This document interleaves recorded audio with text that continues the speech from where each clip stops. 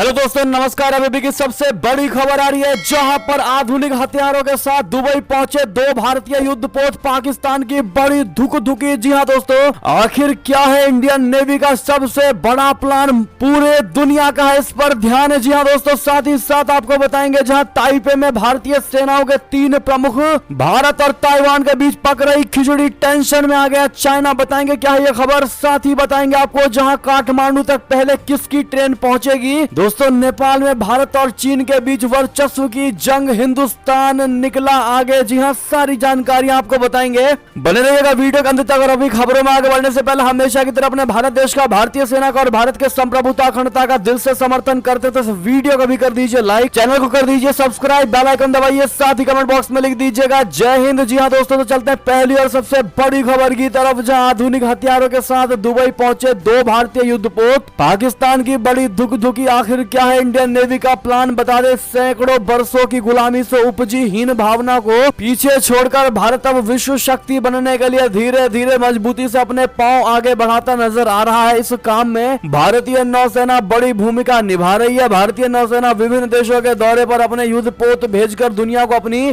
शक्ति और सुरक्षा का एहसास करा रही है। भारतीय नौसेना के फ्रंट लाइन युद्धपोत INS विशाखापत्तनम और INS त्रिकंड अब दुबई में रशीद बंदरगाह पहुंचे हैं। INS विशाखापत्तनम की कमान कैप्टन अशोक राव और INS त्रिकंड की कमान कैप्टन प्रमोद जी थॉमस संभाल रहे हैं। इन युद्धपोतों के दुबई पहुंचने से पाकिस्तान की धुक-धुकी बढ़ना तय है। वो किसी भी मुस्लिम देश के साथ भारत के बढ़ते संबंधों को पसंद नहीं करता है। रक्षा मंत्रालय के मुताबिक ये दोनों युद्धपोत पश्चिमी बेड़े के तहत आते हैं, जिसके flag officer commanding RADM Vineet McCarthy है। उन्हीं की कमान में भारतीय नौसेना के ये फ्रंट लाइन युद्धपोत दुबई पहुंचे हैं। इस दौरे में UAE नौसेना के साथ समुद्री पोत संचालन समेत विभिन्न मुद्दों पर पेशेवर चर्चा की जाएगी। इसके साथ ही दोनों नौसेनाओं के बीच सहयोग बढ़ाने एवं संबंधों को मजबूत करने के तरीकों पर भी डिस्कस किया जाएगा। जी हां दोस्तों, भारतीय नौसेना ने बताया है कि दोनों युद्धपोत 8 से 11 अगस्त 2023 तक दुबई के रशीद बंदरगाह पर रहेंगे। इसी अवधि में UAE नौसेना के साथ द्विपक्षीय नौसेना अभ्यास जायद तलवार भी निर्धारित है। नेवी ने कहा है कि भारतीय युद्धपोतों का यह दौरा दोनों नौसेनाओं के बीच समुद्री साझेदारी में बढ़ोतरी करेगा। जी हां दोस्तों, अगली खबर की बात करते हैं, जहां पर ताइपे में भारतीय सेनाओं के तीनों पूर्व प्रमुख भारत और ताइवान के बीच पक रही खिचड़ी टेंशन में आ गया चीन। बता दें, ताइवान जिसे चीन अपना कट्टर दुश्मन मानता है और भारत जिसे वो अपना सबसे बड़ा प्रतिद्वंदी करार देता है, दोनों ही इस समय एक वजह से उसकी आंखों में खटक सकते हैं। वजह है भारतीय नौसेनाओं के 3 रिटायर्ड चीफ्स का ताइपे में होना। भारतीय सेना के पूर्व मुखिया जनरल MM नरवणे जी, पूर्व वायुसेना प्रमुख RKS भदौरिया और पूर्व नौसेना प्रमुख एडमिरल करमबीर सिंह इस समय ताइवान की राजधानी ताइपे में हैं। ये तीनों पूर्व प्रमुख कैटा गलन फोरम की तरफ से आयोजित 2023 के इंडो पैसिफिक सिक्योरिटी डायलॉग के लिए ताइपे में है। माना यह जा रहा कि ये तीनों ही यहाँ पर भारत का प्रतिनिधित्व कर रहे हैं। ऐसे समय में जब चीन लोकतांत्रिक देश ताइवान को डराने की कोशिश कर रहा है और इसके आसपास सैन्य ताकत बढ़ा रहा है, इन तीनों पूर्व प्रमुखों का ताइवान में होना उसे हैरान कर सकता है। रक्षा विशेषज्ञों की माने तो इन तीनों के ताइवान में होने से भारतीय सेना किसी बड़े संकट से निपटने के लिए उसके विकल्पों पर विचार कर रही है, ऐसा लगता है। बहरहाल भारत सरकार और सेनाओं ने हमेशा से ही ताइवान के लिए पारंपरिक रूप से सतर्क रुख अपनाया है, मगर अब शायद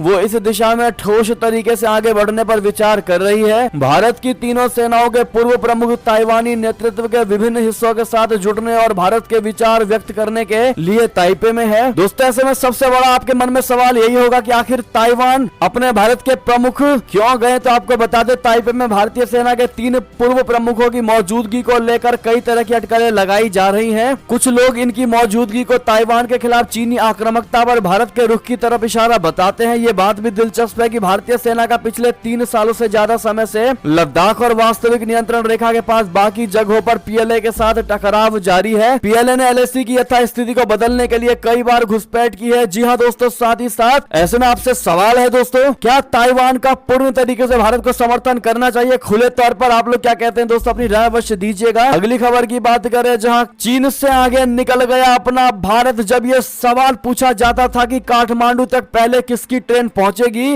नेपाल में भारत और चीन के बीच वर्चस्व की जंग में हिंदुस्तान निकल गया आगे। बता दें, भारत ने हाल ही में रक्सौल काठमांडू रेलवे का अंतिम लोकेशन सर्वे नेपाल को सौंपा है, जिसके बाद चीन टेंशन में आ गया है। चीन ने भी नेपाल की राजधानी को अपने रेलवे लाइन से जोड़ने के प्रयासों को तेज कर दिया है। चीन का लक्ष्य है कि वो केरुंग काठमांडू रेलवे लाइन का निर्माण करे। एक्सपर्ट इसे नेपाल में अपने प्रभाव को बढ़ाने के रूप में देख रहे हैं। हालांकि इसमें भारत चीन से एक कदम आगे है, क्योंकि उसने उसका डिटेल प्रोजेक्ट रिपोर्ट नेपाल को दे दिया है। नेपाल के रेलवे विभाग के महानिदेशक रोहित बिसुरल ने कहा कि हम वर्तमान में अंतिम लोकेशन सर्वे की रिपोर्ट का अध्ययन कर रहे हैं। वहीं केरुंग काठमांडू रेलवे की बात करें तो रेल विभाग के अधिकारियों के मुताबिक चीन की टेक्निकल टीम एक फील्ड सर्वे कर रही है। इस पर बिसुरल ने कहा कि चीन की टीम मार्च से क्षेत्र में सर्वे कर रही है। फील्ड सर्वेक्षण लगभग पूरा हो चुका है। चीनी टीम हवाई सर्वेक्षण, मैपिंग, भूवैज्ञानिक सर्वेक्षण, special technical study, on site survey, निर्माण स्थिति का अध्ययन और इंजीनियरिंग स्टडी की रिपोर्ट तैयार करेगी।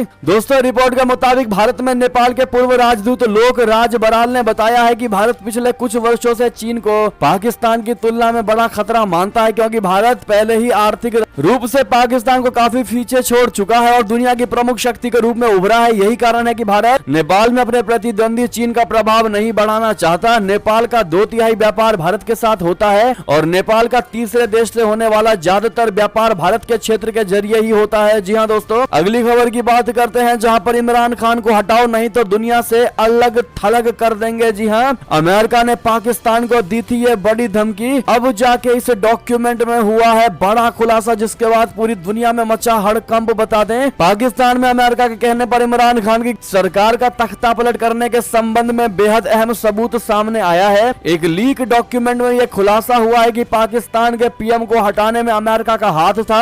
आपको बता दें कि पाकिस्तान के पूर्व पीएम इमरान खान बार बार तख्ता पलट का आरोप अमेरिका पर मढ़ते रहे हैं। हालांकि अमेरिका इससे साफ साफ इनकार कर चुका है, लेकिन अब पता चला है कि रशिया यूक्रेन युद्ध में इमरान खान का रवैया पाकिस्तान को पसंद नहीं आया, जिस वजह से उनकी कुर्सी चली गई। ये दस्तावेज द इंटरसेप्ट को पाकिस्तानी सेना के एक अज्ञात स्रोत द्वारा प्रदान किया गया था, जिसने कहा था कि उनका इमरान खान या खान की पार्टी से कोई संबंध नहीं है। सीक्रेट डॉक्यूमेंट से खुलासा हुआ है कि 7 मार्च 2022 को अमेरिका ने पाकिस्तानी राजदूत को बुलाया था। इस दौरान पाकिस्तानी राजदूत और अमेरिकी विदेश मंत्रालय के 2 अधिकारियों के बीच में बातचीत हुई थी। जी हाँ दोस्तों, चलते हैं अगली खबर की तरफ, जहां भारत ने चीनी ड्रोन्स के पार्ट्स के आयात पर लगाया प्रतिबंध। एक ही हफ्ते में बाइडेन के बाद मोदी का दूसरा बड़ा वार। जी हाँ, भारत ने चीन से ड्रोन के पुर्जों के आयात पर बैन लगा दिया है। सरकार ने यह कदम हाल के महीनों में सुरक्षा जोखिमों के बारे में चिंताओं के कारण उठाया है। समाचार एजेंसी राइटर्स ने कुछ सरकारी कागजात और 4 रक्षा अधिकारियों से मिली जानकारी के आधार पर यह दावा किया है। अधिकारियों ने मुताबिक देश के सुरक्षा तंत्र से जुड़े नेताओं को चिंता है कि ड्रोनों के communication function, camera, radio transmission और ऑपरेटिंग सॉफ्टवेयर में चीनी पुर्जों के मौजूद होने से खुफिया जानकारी खतरे में पड़ सकती है। भारत ने यह कदम ऐसे समय उठाया है जब परमाणु सशस्त्र पड़ोसी से तनाव के बीच वो सैन्य आधुनिकीकरण पर जोर दे रहा है। राइटर्स की रिपोर्ट आगे बताती है कि देश में ड्रोन टेंडरों पर चर्चा के लिए फरवरी और मार्च में 2 बैठकें बुलाई गई। इस बैठक में भारतीय सैन्य अधिकारियों ने संभावित बोली दाताओं से कहा है कि सुरक्षा कारणों की वजह से भारत से जमीनी सीमा साझा करने वाले देशों से उपकरण स्वीकार नहीं होंगे। साथ ही साथ दोस्तों, अंतिम खबर की बात करें, जहां पाकिस्तान के झूठ की खुल गई पोल। रशिया को दिया धोखा, यूक्रेन को भेज रहा गोला बारूद का जखीरा। जी हां दोस्तों,